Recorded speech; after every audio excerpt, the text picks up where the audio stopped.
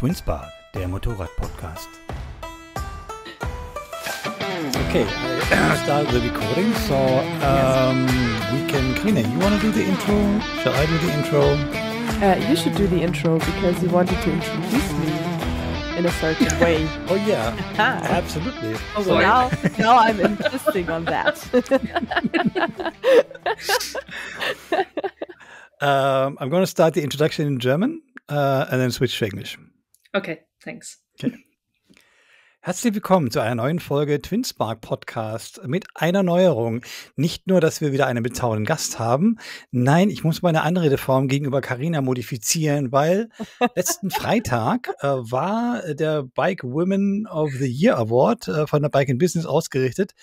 Und meine Carina, ist auf den zweiten Platz gewählt worden, dieser illustren Runde. Also habe ich gerade die ganze Zeit gerätselt, wie rede ich sie an? Frau Vizekönigin, Frau Vizemeisterin, Frau Vize-Bike-Woman, My Royal Highness. Such dir was aus, Carina. Ich fand ja die Royal Highness immer irgendwie schon ganz nett. Die Second Royal Highness, of course. Und also vielleicht können wir das auch noch irgendwie so ein bisschen eruieren. Ich werde mir was ausdenken und Nein, ich werde mir das aussuchen. Aber vielen, vielen Dank für das Intro und danke und überhaupt. Und du bist natürlich in meinem Bewerbungsvideo auch aufgetaucht. Also die Leute, die da waren, die können es beweisen. Das Maiskolbenbild damals vom Enduro Action Team. Und nein, es hat nichts Schweinisches damit auf sich. Und genau, deswegen auch vielen, vielen Dank an dich, weil ohne unser Podcast-Baby hier wäre das bestimmt auch nicht so gelaufen. Und dementsprechend hat dieser Podcast da auch einiges dazu beigetragen. Große Podcast-Liebe. Ich helfe gerne, liebe Carina. Und ich habe das Bewerbungsvideo noch nicht gesehen. Ich möchte darauf bestehen, dass du es mir zuschickst. Ich werde es dir zuschicken. Und das wäre vielleicht jetzt auch gleich die Überleitung, warum wir gleich wieder auf Englisch switchen, weil es ging ja um Bike Women und wir haben auch wieder eine wunderbare Bike Woman heute im Podcast zu Gast. And maybe this is the perfect time to switch in English because we just said this award was about bike women and we have a really lovely and fascinating bike woman as a guest in our podcast, and so we are so happy to have you here, dear Leonoor Fischer. Thanks, guys. I do understand a small bit of German, but not enough to do a full podcast in German, unfortunately. So if you want to say anything in German, please feel free. So. No, that's not. No, I don't think that's a good idea. I'll stick to English. That's better, probably. But still, I love Danish and Dutch accents are the sweetest. So I really like Dutch accent. It is kind of similar in ways, but yeah. So just to clarify for everyone, you are from the Netherlands, right? Yes. Okay. Yes. So where's your home base in the Netherlands? Actually, straight next to the airport of Schiphol in Hoofddorp, which is not that small, but it lies perfectly next to Amsterdam and close to the beach, close to the forests. And yeah, it's a really nice base to go either way. Cool. And maybe this is also a good thing to clear up with every prejudice about the Netherlands, because maybe some people would say, there are no mountains. How can you do motorcycling there?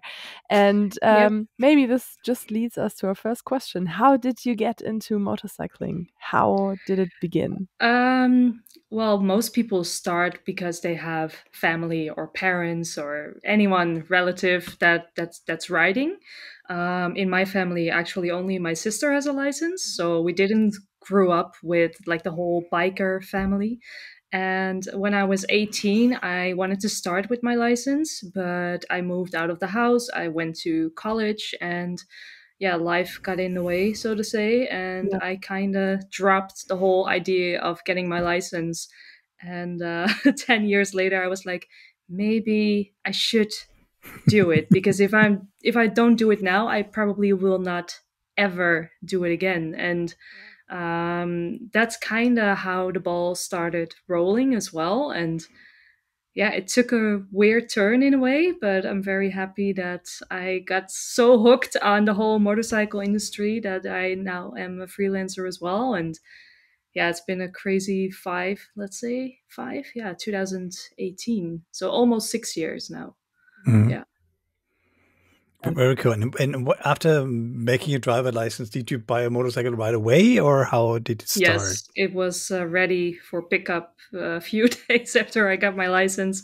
Cool. I was looking into naked bikes because that is one of the first things that really caught my eye. And I was like, oh, yeah, a nice naked, that's perfect for here because no mountains as well. But I don't know how exactly, but I started looking at the Yamaha, the XSR 900, the Ducati Monster, and some other ones. And then eventually it came between the two of those. And I didn't test ride them. I solely looked at how the bike looked and the specs, and because I couldn't test ride it because I didn't have my license yet. And eventually I made the decision to go for the Monster because I just loved every aspect of that bike. It is so good looking, and from what I've heard, the power and the torque and like the playfulness of the bike was really nice. And I actually started looking into secondhand bikes because there was a lot coming from Germany, so I had to import it. And I think the main reason to not buy the secondhand was because it was on an equal level of money towards buying a new one. So the 2015 secondhand, importing it from Germany would cost me maybe €1,000 less than a 2018 model from here, which had pretty significant updates. And so I decided to go with the new one, and I bought a black matte Monster 821. So that was my first bike, and it's just, yeah, I recently started writing a blog as well for my own website where I put this story in, and it's just crazy because that bike kickstarted so many things for me. I grabbed my camera again, and it kind of rolled me into the freelancing path. So it's a beautiful decision then, and it still is. Yeah. Very, very, very cool. And did the photography come before the bike? As Yes, you just mentioned, you pick up a camera again. So did you learn that professionally, or was it just a hobby? I wanted to do it professionally. By the time I was 18, I wanted to go to the Photo Academy, which is, I don't know if it's a private school here, but it's a higher ranked school. And I really wanted to go there. So I applied 7 times and they denied me 7 times because my portfolio wasn't up to their standards. And I tried, but I was just doing something and I just wasn't good enough. And so I said to myself, maybe I should just skip this. And so the camera collected some dust over the years, and I kind of dropped it because I was so, never mind, and I'll just find something else. And to be back in that circle again 10 years later after I buy my bike and starting an Instagram page and picking up the camera again and feeling excited and having that same feelings as all those years before was a really nice turn of events. Yeah. So you did buy your Ducati in 2021, right? 2018. 2018, okay. Because I just was a little bit stalking on your Instagram page, and the first picture is from 1st of January 2021. This is why I'm asking. I deleted a lot. Okay. When I bought the Desert X that I also have now, I started shifting some stuff, like really old stuff, because I was making a big turnaround in also my photography and mostly editing because I never edited. And so I wanted to have this one look on my page. So I deleted like all the old ugly stuff. Totally understand. So that's why. Yes. Yeah. So, but I would call that cheating. No, sorry. If you look, no, it's okay, it's good. But I had this time when I looked at my first like YouTube videos from my first motorcycle tours like 13 years ago, and they are so fucking boring. I'm like, what the hell did I think that? But I left it there as a reference that you can improve on things. Yes, so definitely. I'm still not perfect, but I'm way better than like 13 years ago. I hope. But still, and I think it's always humbling when you look at where it all started from and where you improved. So that's like really okay. Yeah. There's some progress there, but I can understand. No, this is not my standard at this time, but it was your start back then. Just like riding a motorcycle. Yeah. I mean, you started out basically after having a license, you have the right to ride a motorcycle, but you really don't know how to ride a motorcycle properly. Exactly. That starts after you get the license. Then the whole experience comes, and the hours that you are on the bike. And I've always said, because in the first year, I bought it in early June. And in the first half year, I think I've put on 15 or 20,000 kilometers. Mm-hmm. And people were like, why? Because I was riding in winter as well. And most of the people in the Netherlands, there are not many that drive all year round, especially on a naked bike. It's more like the touring bikes and the adventure bikes and like the bigger segment. And everyone said, you're crazy for riding that naked bike, a new monster, in the winter. And I was like, yeah, but it's a motorcycle. It's supposed to be ridden. But it's there. Exactly. Just clean it off after. And it's in a warm garage. So but it's just, it's, I think every country has its own kind of biker things. Yeah, absolutely. Yeah. So the first tours was it through the Netherlands, or did you plan like on bigger tours around Europe? Well, the first trips were basically in the neighboring countries a little bit. Mm-hmm. And I think the first bigger trip was through Germany, Italy, Switzerland. And then you go all the standard places like the Alps and the Dolomites. And we didn't have that much time, so we just kind of crossed through there. And it did got my motorcycle virus starting, because I was like, holy shit, I was never been in the mountains like that. I mean, I am not a winter sports kind of person, so being high up in the mountains and then having that edge where you just look over, I heard in my intercom, like, Leo, pay attention to the road, please, just because I was going towards the edge. But that was the moment that I was like, wow, this is magical. I absolutely love the mountains. And I kind of live in the wrong country for that. So I just have to make sure that I get my vitamins elsewhere for the riding. But it's really nice. That's so cool. So can we all in all say that photography and motorcycle were igniting each other in your mind, in your brain? Did they they did affect each other, right? Yes. So the passion for definitely. The one reignited the passion for the other. Yeah, because on when I started the Instagram page, I mean, you have to, but it's nice that you can share some content. And at that time, I was kind of just wondering, like, what do I want to do? Not even to that point where I was like, I want to change jobs, but something to get my hands like working again. And I just wanted to have something as a new hobby. And so the bike obviously filled in many hours for me. But I also wanted to do something else besides. And on Instagram, it was so easy to get out, make content, post it. And I really got to know a lot of nice people through the social media channels. So it was just a nice way of picking up the photography, riding my bike, meeting up with people, and just getting to know other bikers, because in my own circles, there weren't many bikers. So it was a really fun and easy way to connect with others. Yeah. Mm-hmm. And so did you have, because you told us you deleted some pictures, so how did it develop over time that you thought about your own corporate identity, let's say it like this, or your own look and feel of your page? Was it coming with the more pictures you took, or did you make up your mind about how do I want to look, or how was this process happening? I think it's a lot of stuff coming together.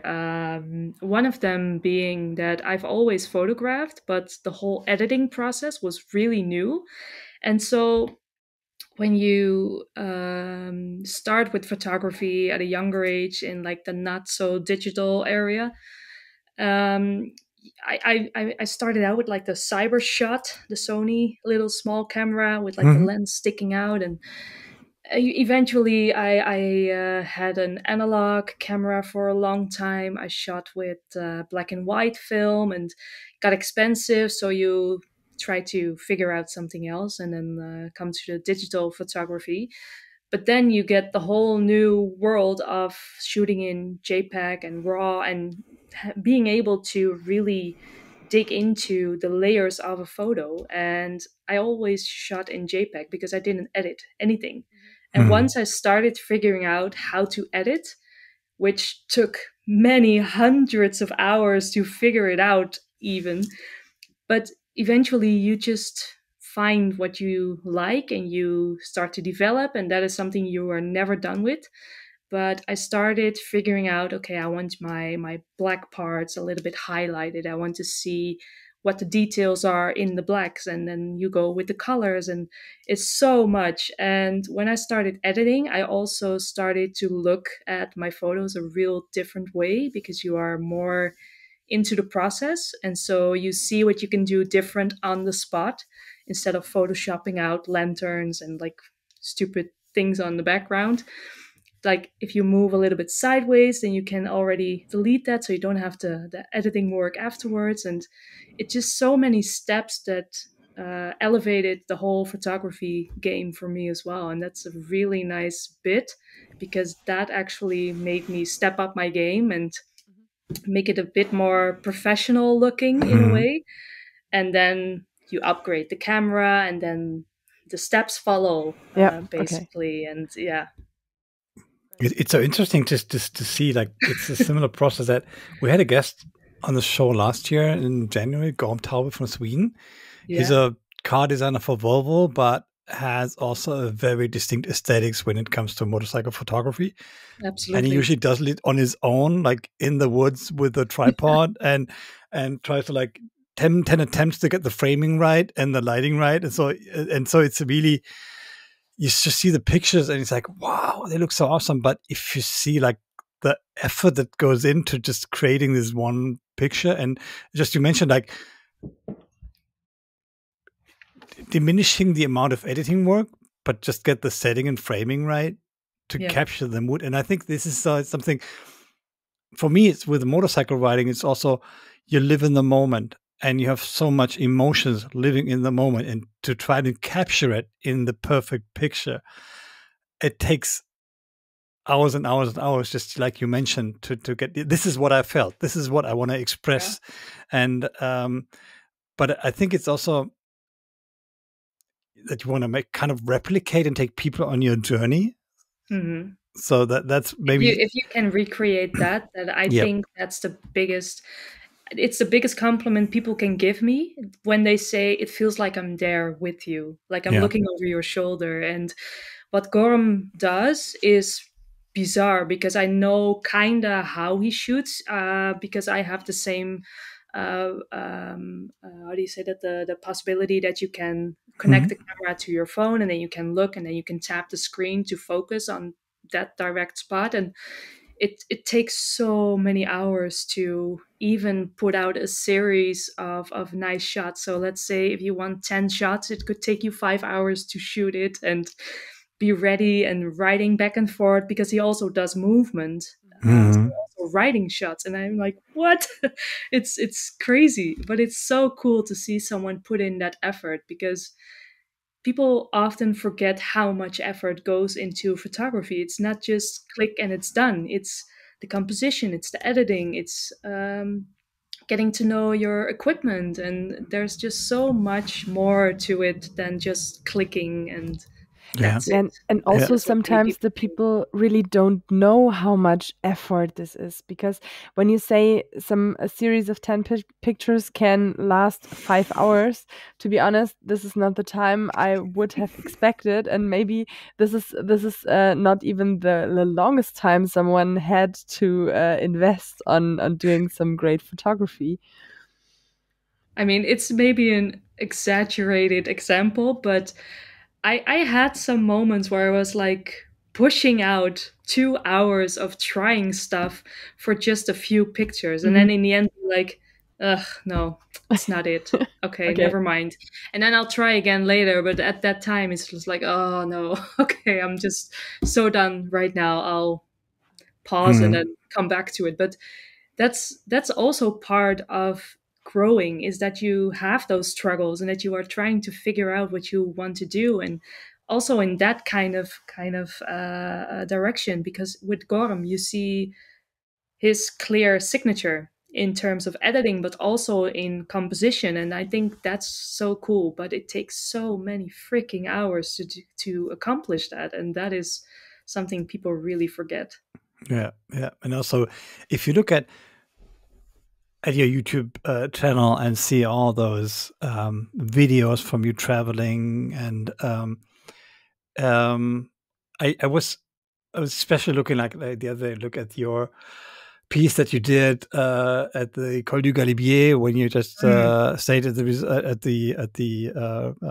hotel there and like went up the mountain at night, and it was totally buzzing out during the day. And like I have my pictures in the morning and I come back at night to really capture it. And then the moment when you're like waiting for the sunset and then went down the Galibier again, and I had goosebumps, not only because you captured a perfect moment, but also like the French Alps represent my most exciting motorcycle trip I have had in my life. We went the Route des Grands Alpes a couple of years ago, and I still have these pictures in my mind. Every single col we went over, and so this is like totally represents what I felt being there when I saw your video being there. And this is something that really caught me, but still. And you also say like it's about storytelling. That's what you're trying to achieve. And I can tell you, just from looking at this one content piece, I'm like, I was totally there. I was totally following you, and like I was feeling that when you're sitting on the Galibier and looking at the sunset, I felt I was sitting right next to you. That's so cool to hear. I really appreciate it. Because that is, I think it may look easy to capture it, but it's impossible for me to know how I will be editing my videos, because I do a lot on feelings. So I don't have a plan. I just shoot what I see, and I always try to have enough content so that I can go a few ways when I get back home, because it's impossible to have a full script and to figure out beforehand what you want to shoot. And I just need this and this, and then I can always create something with it, and I search the music afterwards. And also with the music, it can become so strong to portray the feelings and for you to feel like the flashback to your own trip. And that is something I really love about YouTube. People tell you their life stories, and they take the time to watch it, to comment, and to just share their own experiences. And how many comments I've got exactly like this, like, oh, I was there and I didn't take the time to go up, and I should, and next time I will. And it's so cool to hear that people are getting so enthusiastic of seeing like 20 minutes of video. And I'm gonna go there, or I went there and it was phenomenal. And that's really actually you also supported my theory that at least one time on a trip through the Alps you have to sleep on the mountain. Yes. Yes. First thing in the morning. We did that a couple of years ago on the when we went down to the Route de Gonzague. We stepped on the Susten Pass in Switzerland. Nice. Up there, we're like, I don't know, 10 people, and was the 5 of us. We're like, and had this home cooked meal by the owner and at the fireplace and everything. And then we did that 2 years ago when we came back from Italy, from the Lago di Garda, and we were sleeping on the Stelvio in the Tibet hut.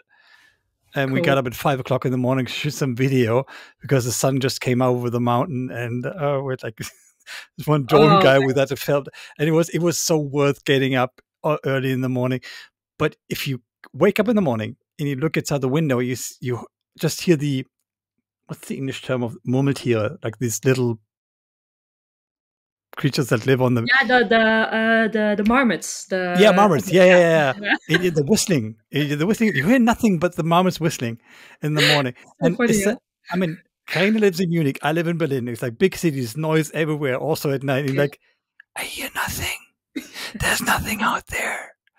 Then you look into the mountain and you see, okay, I'm gonna ride down this mountain and nobody's gonna be in my way. Perfect. And the sun is coming up and it's got the perfect way. I'm sorry, I'm getting carried away, but still. No worries. But I understand. Also for like creating pictures, creating videos, it's like these moments are like, you can totally relate. I can totally relate. Yeah, that's good. And that is what I try to accomplish, but I have no idea if I'm hitting it, or it's so difficult to say because there is so much vlogging out there. There is so much content creation out there, and that is also one of my doubts if I should start on a YouTube journey, because 1, you have to be consistent. 2, you have to have something else that's not already been done. And are people going to watch it? Are they going to like it? Do I have what it takes? I wasn't comfortable enough with videoing. You have to talk to yourself on a camera, which is really weird. But it's just so many factors. And I actually had a really nice talk with Andre from Canary Ride on the EICMA in 2022, I think. Yeah. And he was like, why aren't you on YouTube yet? And I was like, well, what the hell do I have to do on YouTube? Like, but I think he was like very enthusiastic, and he said to me, I think you should. And I was like, but with what? Videos. I was like, duh. YouTube videos, surprise. Wow.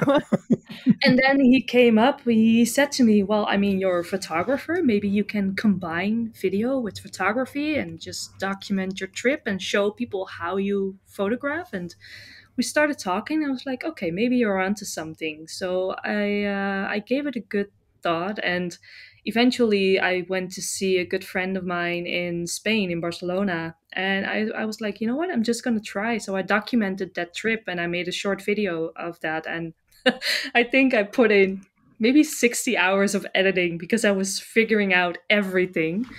And then I was like, you know what, I'm just going to start. And then I went to the Canary Islands. I made some small series about that. And I was like, you know what, I actually like it. So I just continued, and it grew out to what it is now. And safe to say, I will be continuing with it. Yeah. I mean, just looking at 104,000 people on Instagram and 17,000, 1,600 people on YouTube say, yes, we like it. I'm really shocked by how well the YouTube channel is really growing pretty steadily. Mm-hmm. And I notice once I put out weekly videos, it goes a lot faster. But also here, people tend to forget how much effort, how many hours go into still, frequency is king on every social media channel, but it's hard to keep up with the pace. So. Yeah, it is. And I mean, I just want to have qualitative stuff everywhere, in everything I do, and to maintain that level and be very harsh on yourself sometimes, that it's not going to be good enough, etc. Then you can come up with it in like a vicious circle where you're like, I will never be good enough, etc. And I've slowly come to terms with myself, like, no, what you are putting out is okay, and it's good enough, and just continue with that. And yeah, it's really funny how that goes, but I think I'm on the right track right now. Yeah, I think so too. And also, I think it's the problem of people who are trying to do everything in a perfect way, because they start, or you start on such a high level. So the quality of your first video is such a high level compared to other YouTube channels, maybe, when they just start filming themselves and everything is fine, and they elevate and develop their quality level.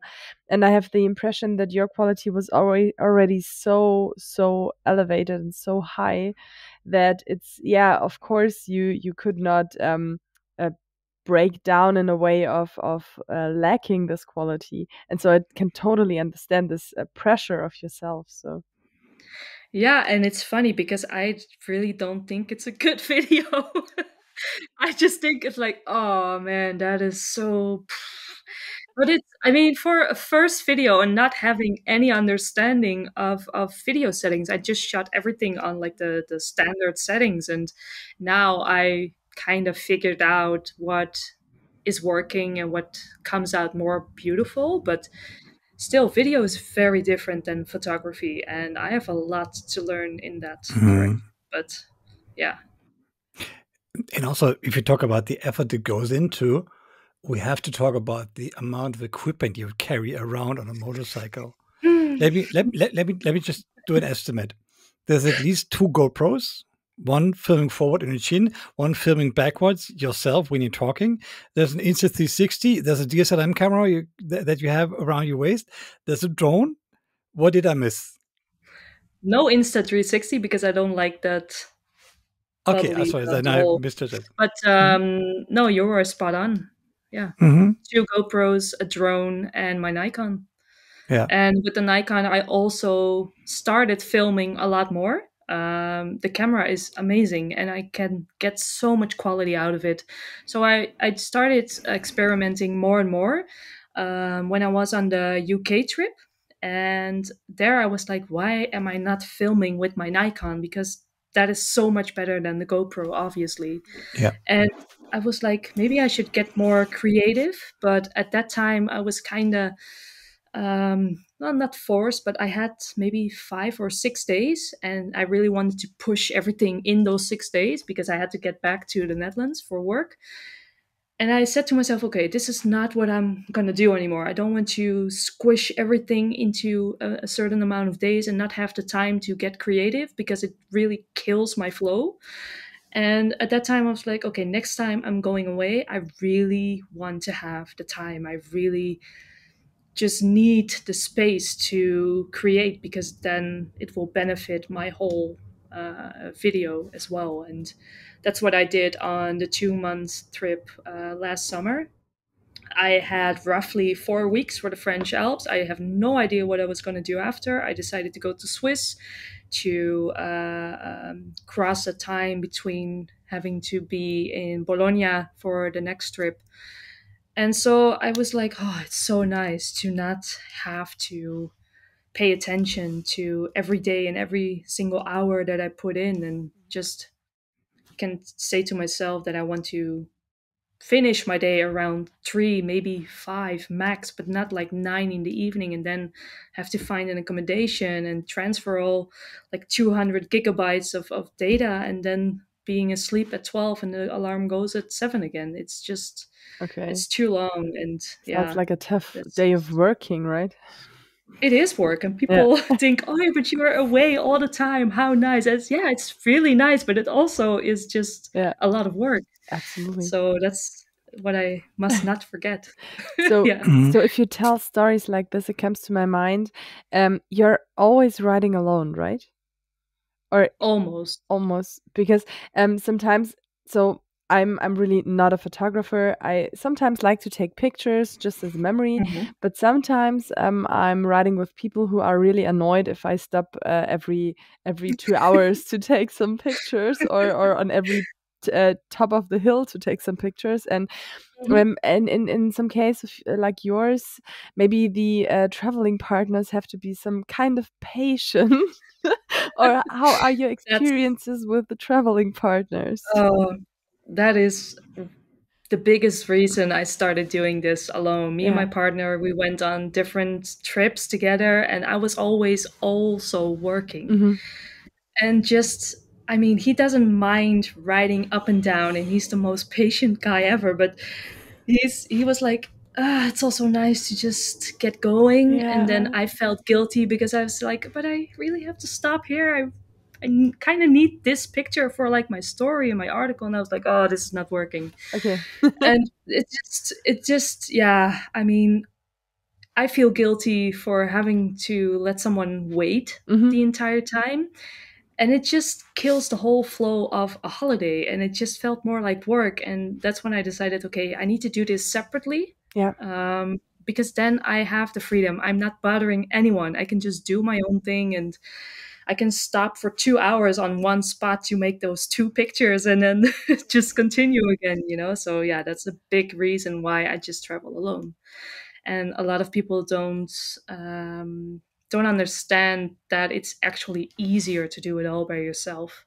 Yeah, but someone can help you. I was like, no, I'm totally fine. I'm really okay. I know my workflow. I know what I can do in a day, and yeah, I'm loving every second of it, but it also is work. And and also if you as you described, like from your UK trip, wanting too many things at once kills the flow, doesn't improve the quality of the output, and doesn't improve your experience. So if you really say, okay, if you're okay with yourself, okay, I'm just traveling, I don't know, 150K or 200K a day, but I have the time to, oh, this is nice. Oh, that's a good lighting. I stop here and set up a tripod and drive 10 times past it to have like this action shot or something like that. If you're okay with that, and I'm still struggling to get there, because I want I'm in the position where I want to travel lots of things. I want see lots of things, but also take pictures and film everything. And it's not going well together. So I have to still figure out my flow. I have very patient companions that travel with me, but still for myself, I have to really find like the sweet spot between them both. And that can take a long time, but I'm sure that you will get to that point. And even now, I'm also struggling with how much do I need to make a video interesting, so to say, and how much can I take on a day before I burn out after a week. And I also did some resting days in between now this past trip, and it was really perfect. Just if it was too shitty weather, I just stayed in on a campsite an extra day and be like, okay, I'm just gonna unwind a little bit, have some work done, reply to some emails, and just figure out what kind of content have I already shot, what do I need. And it also gives a lot of peace of mind to have that time. And I'm very aware that not everyone has that time.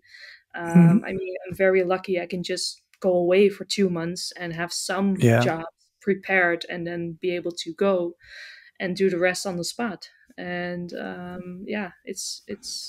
wouldn't say a luxury position, because it did take a lot of work, but it is a position that I'm very grateful for that I can be in.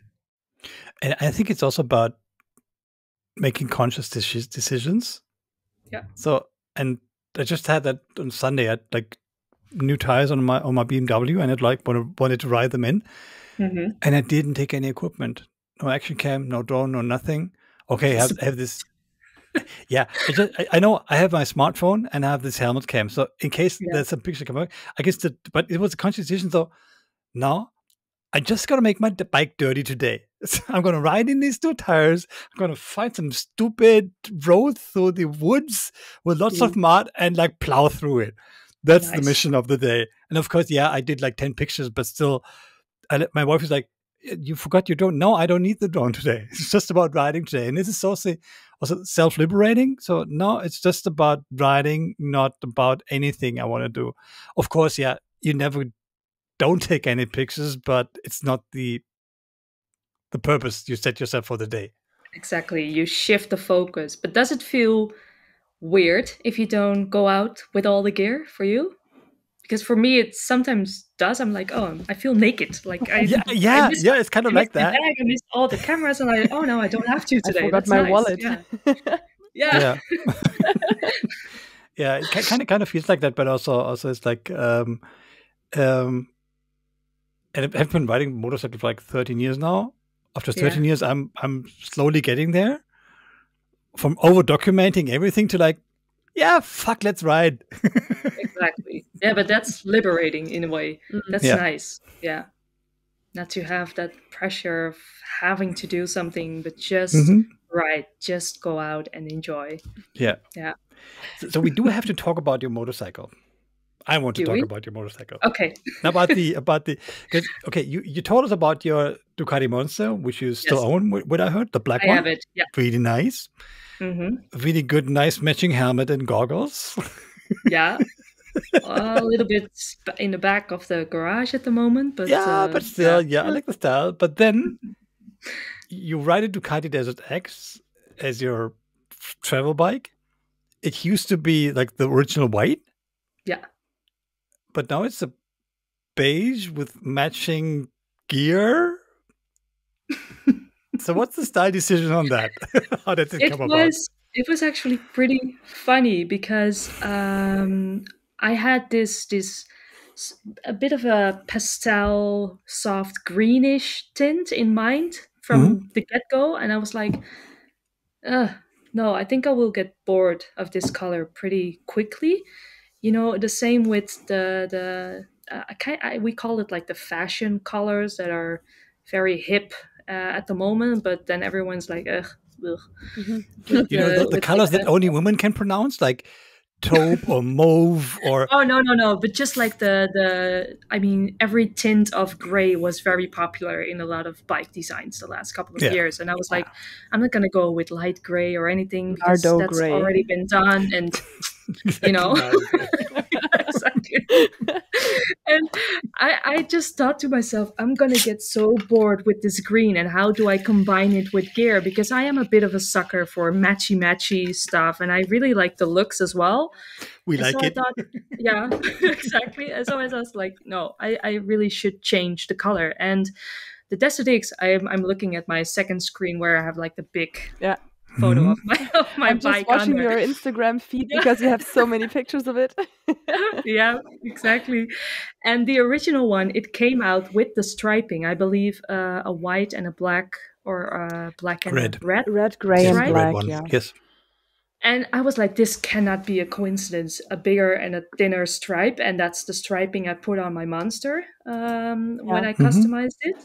And I was like, that has to stay. But I want it to be more clean. I wanted to have a more unique look. And so I really loved the Enduro Multistrada, like the sand-colored one. And I was like, that would be sick if I would put a sand color on the Desert X. Desert, sand.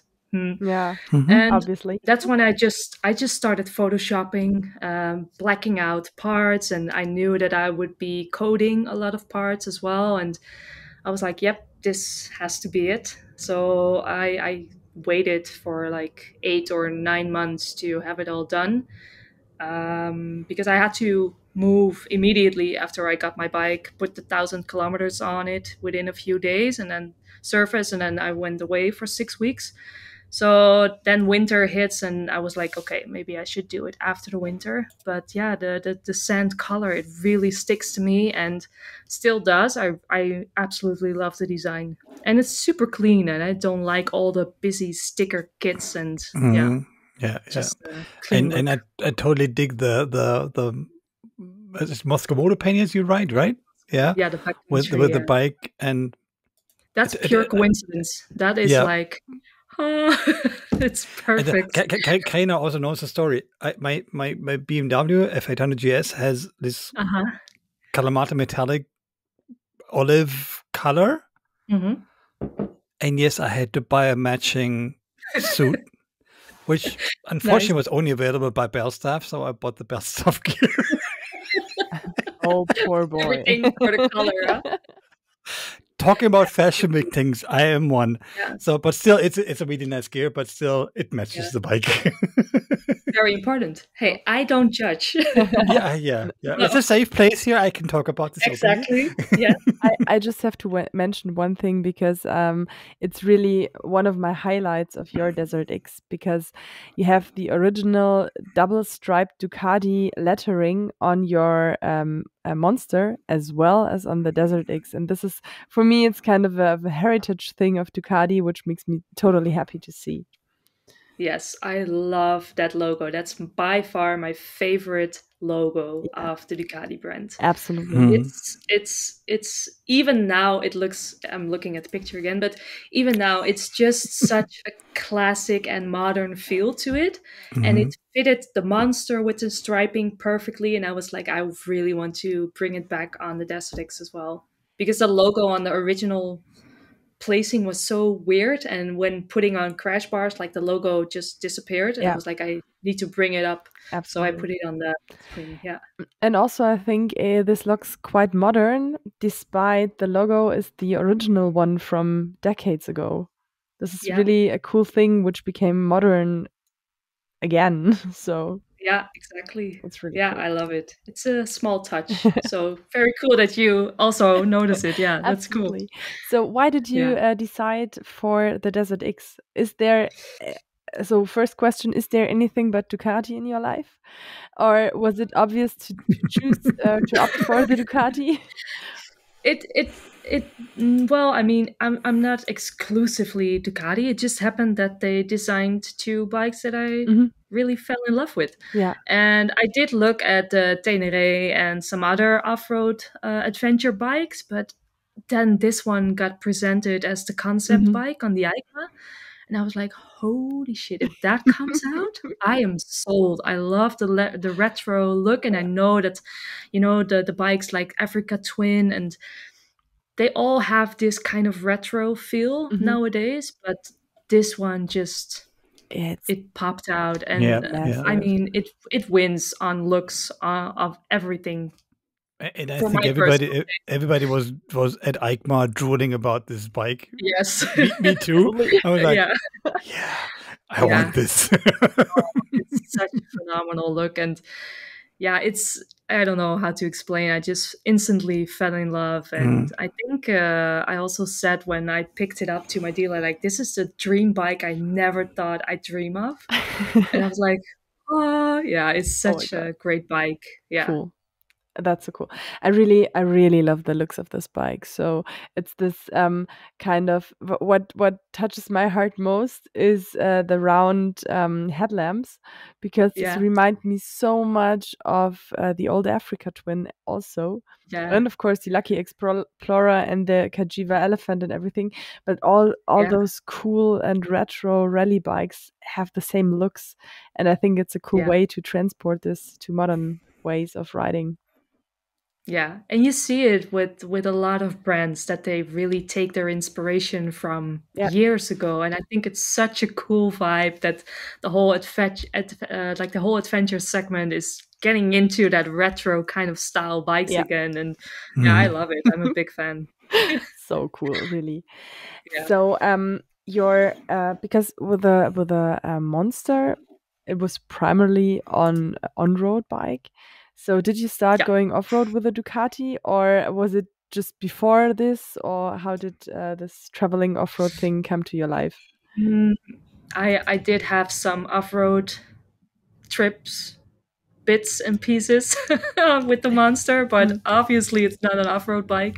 And we were just laughing and cackling and like, oh, on your Rosso 3 tires, like, and I was like, But the main reason I went for an adventure bike was because I was getting a lot of sore muscles in my necks and like my wrists, and everything was just starting to hurt, and I needed to get more gear on the bike to take with me. Obviously also the equipment that I shoot with, and it was just getting not so manageable anymore to get it all on the Monster in 2 dry bags and like strap it down, and then absolutely, it was just I see. So all the more reason to start looking for a bigger bike with more possibility to put some luggage on there. And yes, I did wanted to start with off-roading, but here in the Netherlands, it's getting more and more difficult because they close down a lot of stuff. Like the woods is not overly accessible, and motocross tracks get closed pretty soon. So it's just a lot of things that made me a little bit doubtful. Like, is this the right call? What do I have to do with an adventure bike? Because I'm not being I probably cannot go off-roading here. So I first have to travel for hours to off-road somewhere. And yeah, I just thought, well, you know what? It's also a matter of comfort and getting all the gear with me and just having a nicer sitting position. I did 12, 13 hours on the Monster a day, but it's just left me broke. My deepest respect. Really. But with this bike, it's like, I'm not gonna say it's a walk in the park, but it's so much more relaxed. And also, it's a perfect travel bike. Even with the 50/50 tires, you don't feel that it's a slightly knobby tire. And it's a perfect travel companion for what I do with it. And last summer, I did do some more off-roading.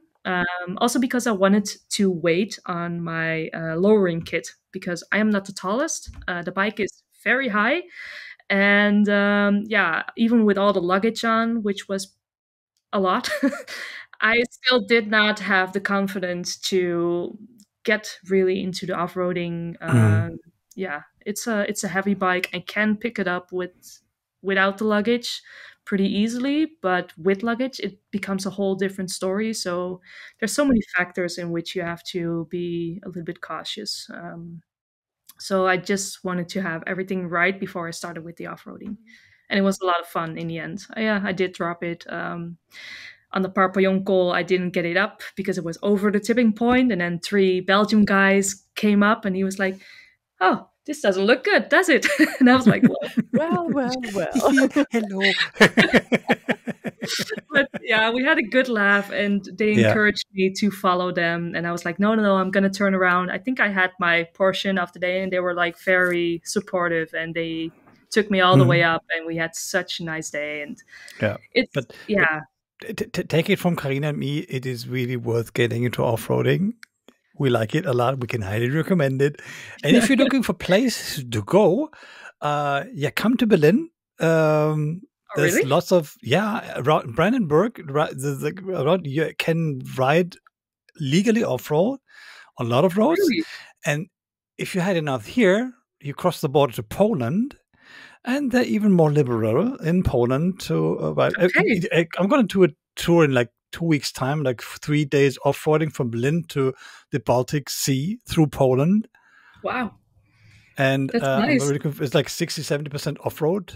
I haven't ridden it before, but I'm very curious to find out. Yeah, that is so cool. Because I thought in Germany, off-roading overall is kind of hard as well. Yeah, if you're in Bavaria, like where Carina lives, you get shot at while traveling through the woods. Yeah. In Brandenburg, you're like, as long as you know the tree and hug it, it's okay. Well, that's very kind of comforting. Unfair, yes.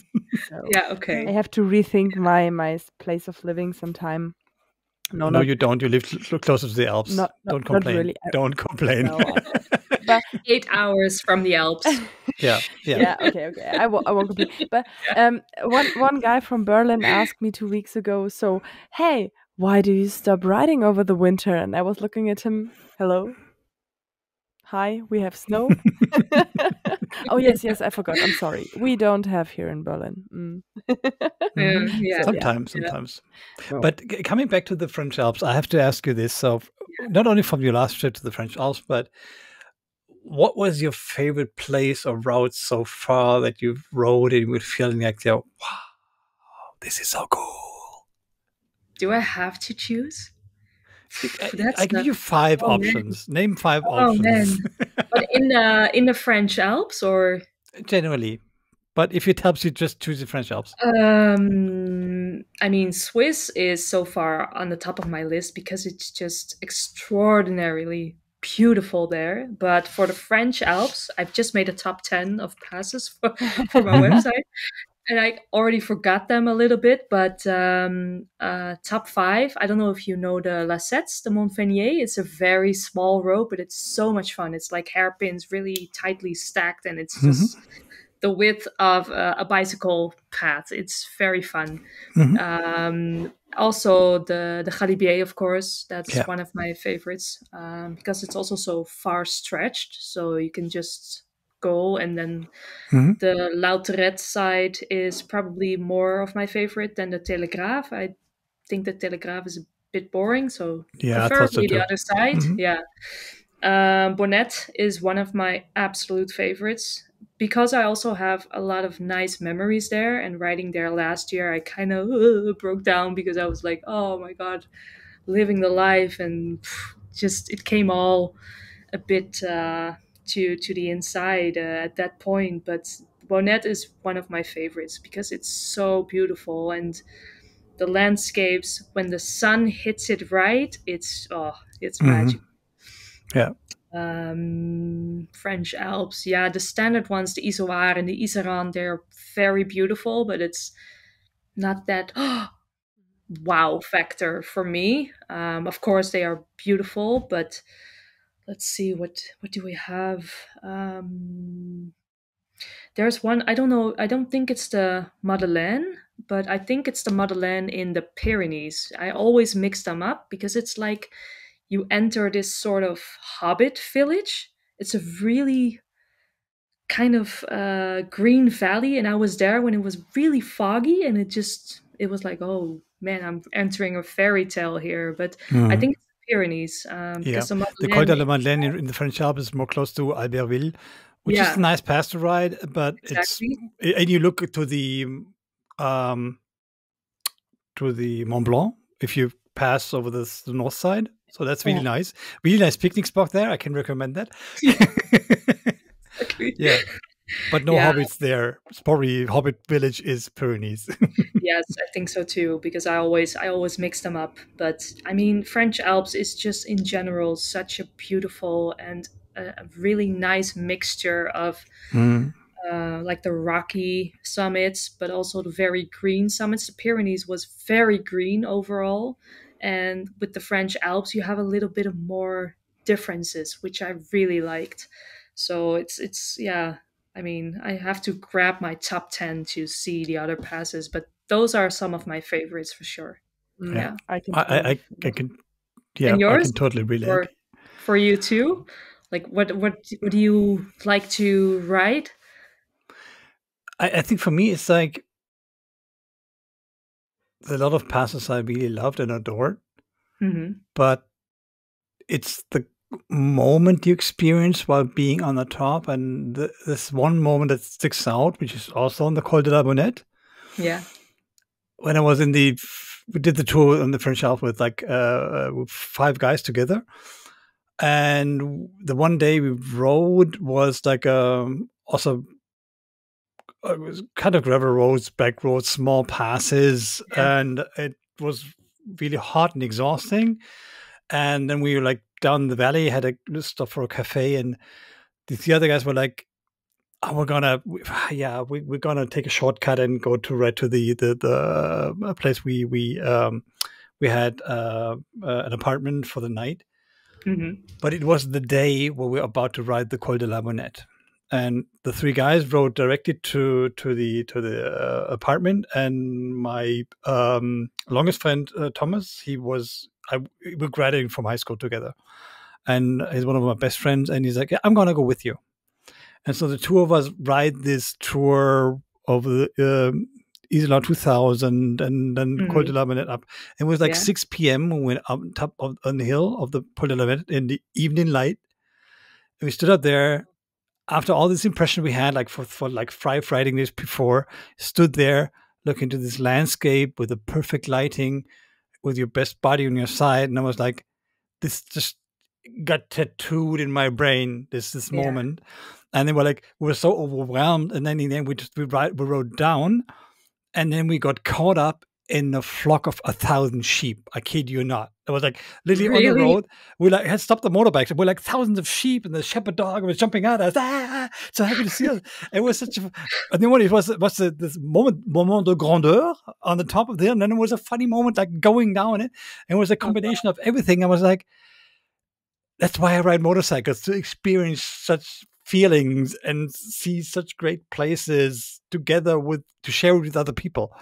So this is something that this is one of my fondest memories. So now Carina had to think about her experience. So oh boy, very, very curious. So you just were saying Isola 2000, and this is Col de la Lombard, where you pass. Yes. This was the one I really remember because I had to slow down because the landscape was so amazingly beautiful. So Col de la Bonette is also impressive, I think, because of this stony summit above there, and it was windy, and it was really crazily impressive. But Col de la Lombard was like a different world to me on this tour.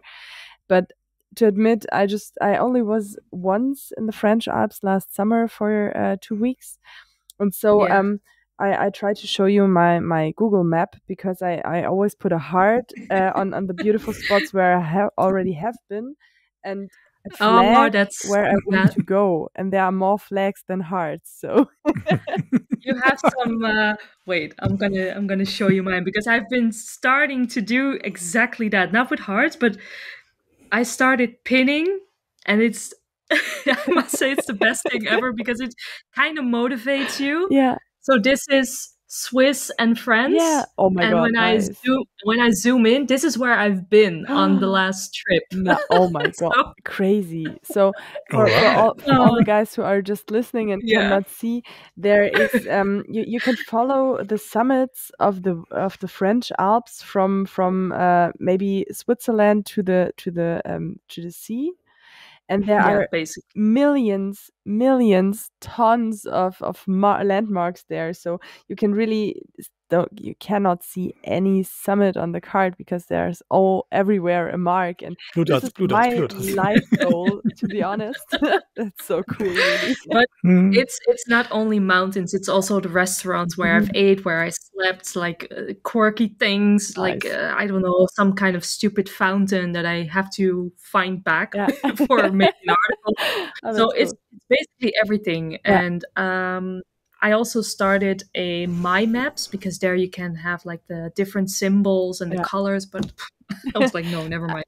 Too much work. I just wanted to say, there is some point in my life where I have to categorize the restaurants from the summits, from the hotels, from the camping spots. But I really, at the moment, I'm too, it's not the right time now. No, exactly.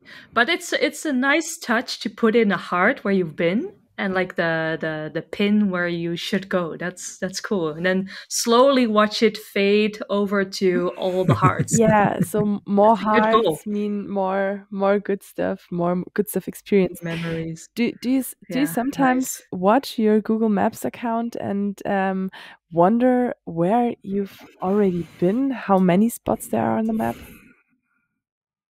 I have no idea how many things I've pinned, because I've also pinned maybe half of it. I've just forgot to pin, because I kind of started doing this 1.5 years ago. So I've been to the Pyrenees, the Dolomites, the Swiss Alps, the French Alps, kind of everything in between. Yeah. And I only started pinning the French Alps and the Swiss Alps. So everything in the Dolomites, I don't have pins of it. Everything in the Pyrenees, I don't have pins. So I kind of need to go back, I think. Yeah, absolutely. So this is my pinning map of the Dolomites. Oh, wow. Those are a lot of hearts already. Yeah. That's good. Well, that's a day trip from Munich, if you're good. Yeah, no, exactly. For me, it's 9-10 hours ride, but still. Really, it's amazing. And I really can recommend, if you want to go to the Dolomites in the summertime, there are so many travelers, many cars, many motorcycles, but you can experience the most beautiful light landscapes, trees and colors if you go there in fall. So September, October. This is really, for me, the most beautiful time of the year in the Alps and in the Dolomites. Yeah. Also with the fog who's raising up the mountains and the beautiful yellow and red and green trees. So this is really amazing. For me, that even adds so much more to my pictures as well. I was in Swiss last year in, I think, mid or end of September. And I did not expect the colors to be popping because I thought, okay, I might have already missed it or it still needs to come. But I was on the Albula, for example, and it was like bright red and orange, and I was like, what is this? I was so caught off guard, but it's beautiful. It's really beautiful. So good. So to anyone listening or watching, please visit the mountains in autumn. It's outer worldly. Is that a word? Sometimes it's really I really wonder how this could be even possible. And then it's like you said before, both of you, the beauty of experiencing all those smells in the air, the fresh air, the windiness, the trees, and everything. It's so much more intense on a motorcycle. And so you can really live through the nature and ride through the nature, and it's so much more impressive. Yeah. 100% agree. And especially like the colors in fall, I really love that. It's being from a creator point of view to see that, and that's always, there's still some moments where I ride like in fall, where like it's maybe like early November, when it's like, okay, tomorrow's going to be clear sky and a good sun, and I just ride out to like an hour north of Berlin. There's a big lake, and it's like a beechwood forest around. And if you have like right, and it's like sometimes just a week where the leaves turn like bright orange and red before they fall, and it's we have a little ginkgo tree in the garden out, and there's exactly this one time the leaves turn like yellow, and there's one day he drops everything.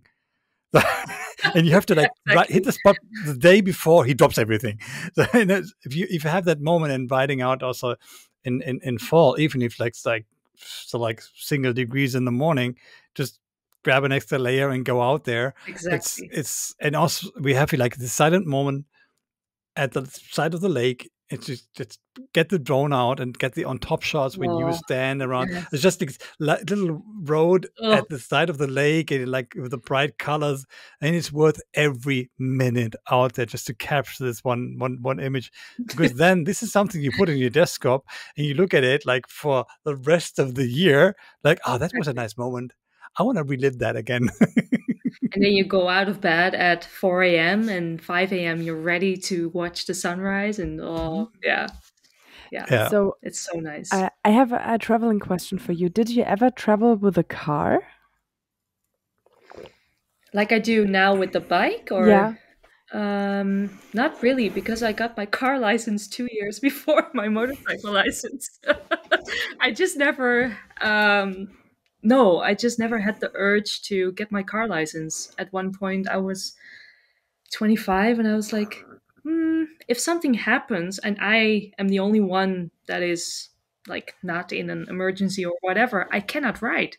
So that was like, okay, I need to get my license. And so I was 26 and then I got my license. I did one trip to the south of France for like a surf vacation. So I rented a car. And then I drove all the way to the south of France and then all the way back 2 weeks later. And that was probably the only trip I really did in a car. Okay. Not that much.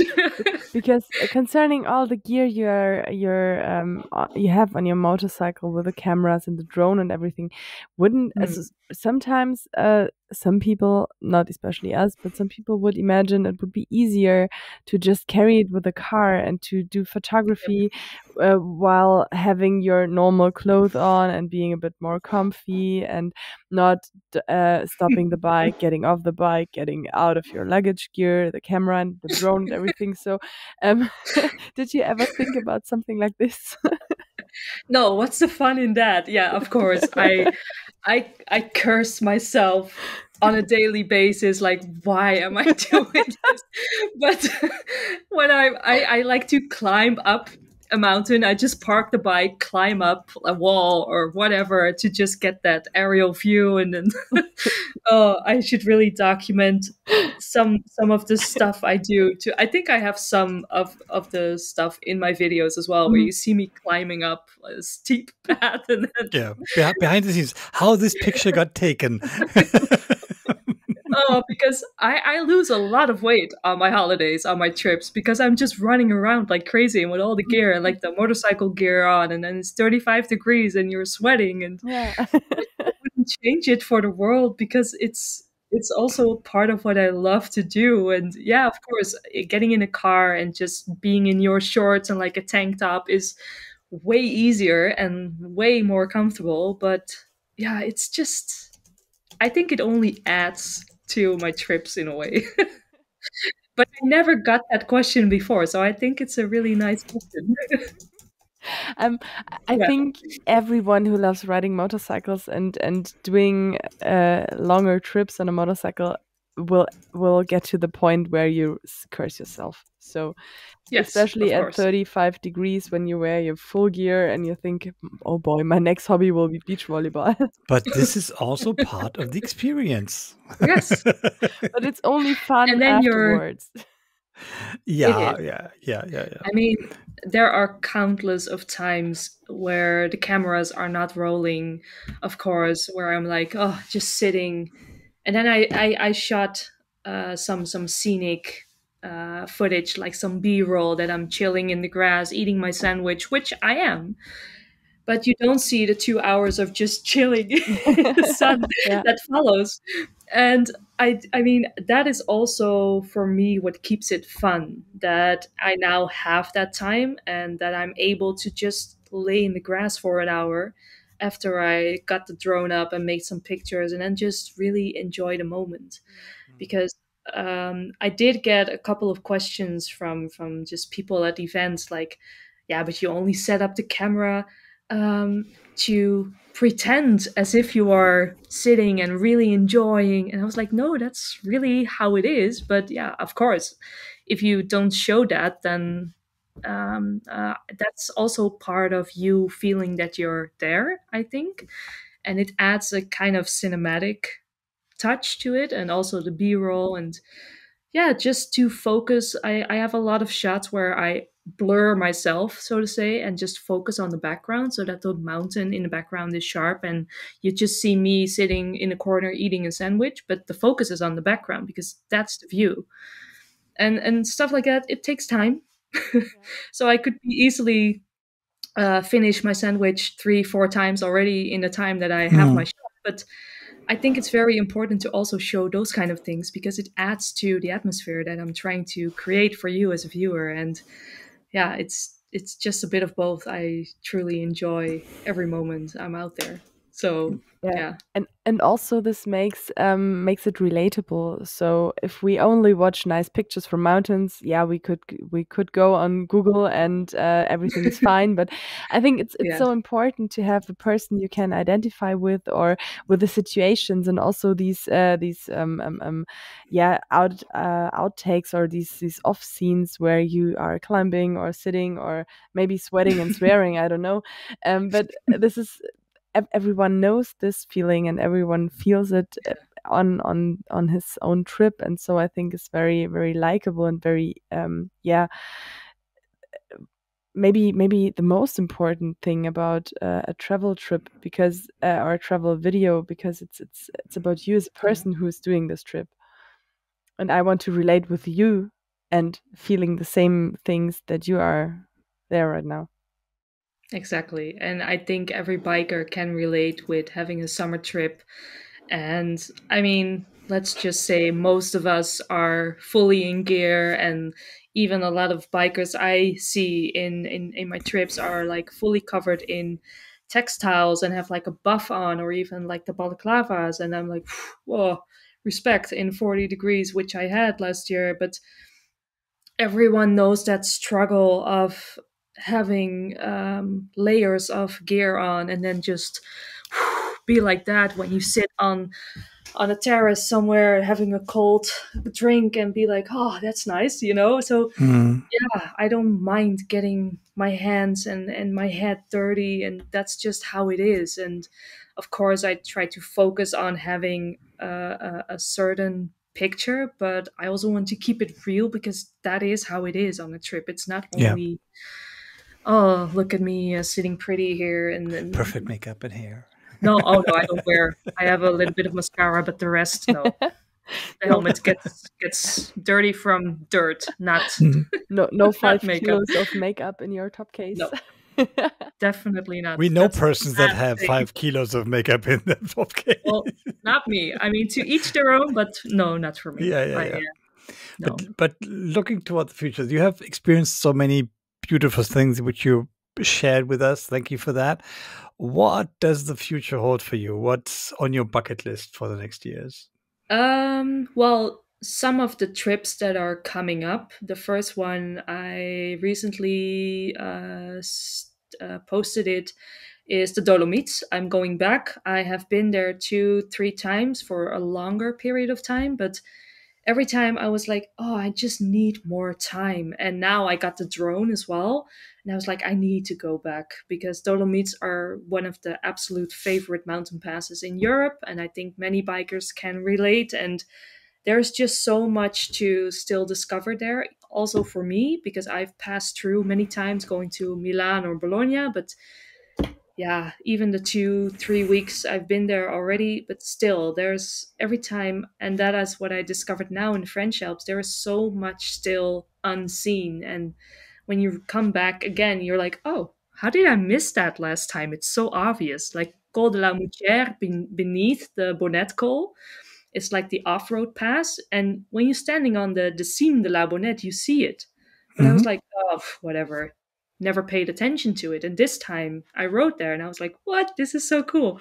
And you just see new things every time. Also with the system plus, when you can go towards, I think it's a dead end, towards the Steinsee, which is very cool because it's the road next to the big lake when you look down on the system. Yeah, plus. I saw your post on that. I was like, shit, I missed that. Exactly. No, but that's the whole thing. And I think that is so cool that you can just discover new things every single time you go back somewhere. So yeah, Dolomites is on the planning. I intend to go to Iceland and the Faroe Islands. I have no idea when, but that is a trip that is going to happen.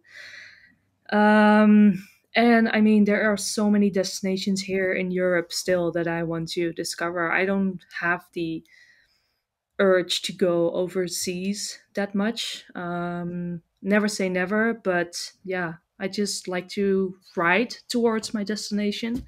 I hate flying, kind of an understatement. I just don't like to pack everything into suitcase and having someone being able to lose my stuff with me not having control over that. But I don't know. I just like to ride towards my destination. I'd rather ride 5,000-6,000 kilometers than fly 10 hours to get somewhere. So I think that says enough. Absolutely. Yeah. But I think also Europe has so much, beautiful landscapes, so much possibilities, and it's also I experienced it like if you have another day, another mindset, another state of mind, then you experience things differently or other things. So you can go somewhere 2 or 3 times, and you always have something new to see. Yeah, definitely. Yeah, and Europe is pretty big, and I mean there is so much to discover. Let alone, I'm excluding the Netherlands, but like France and Italy. I've been on a 3-week trip in 2022 through kind of all of Italy, but still, you have seen this, So there's just so much, and I think there's a lot of boxes to cross and a lot of pins to put on that map. Absolutely. So here in Europe, we have to compare maps in some time. Oh yes. Let's exchange some screenshots, maybe. So there's a lot on the list to still visit. It's mainly a time thing. it's really hard to find the time, and documenting these kind of things, I just want to have that time. So for the most of the trips, I already plan ahead like 4 weeks so that I can just take it easy. But you have to be able to go away for 4 weeks, so that's also not very possible every time. But yeah. Leonoor, great listening to you. Great listening to your stories and your bucket list. So you might have to come back and tell about the next trips you did with us. It was really, really nice having you on. And to all the listeners, follow Leonoor on YouTube, on Instagram. We'll put the links in the show notes, especially on YouTube. She has to grow her YouTube followers to the extent that she has on Instagram. No, it's really worth the while. Beautiful stories, beautiful imagery, and really worth a look. Thanks, Leonoor, for being on the show. Thank you too, guys. It was a real pleasure, and let's keep up with that second episode then. Yeah, absolutely. I'm so looking forward, and you promise for the 2024 season, all the best. And I'm looking forward to so many cool new pictures and videos, and impressive moments. Thank you so much. Thank you too, and we'll talk soon. Thanks for listening, guys, everyone. And let's make a second one. Would be fun. Cool. Absolutely. So I can ask you some more stuff too. Yes, do so. Yeah, cool. All right, cool. So then, thanks. Bye, guys. Bye.